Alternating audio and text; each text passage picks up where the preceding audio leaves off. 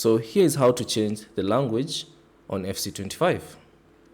So go to the settings icon in the top left corner, the first icon, and select it.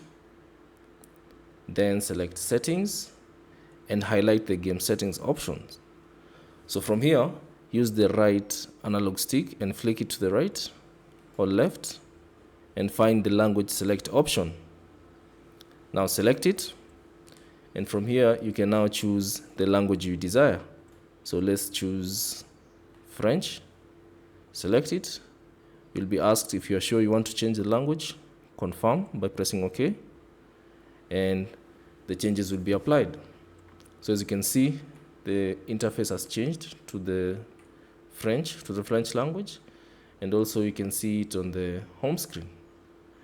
Everything has changed to French. So that's basically how to change the language on FC25.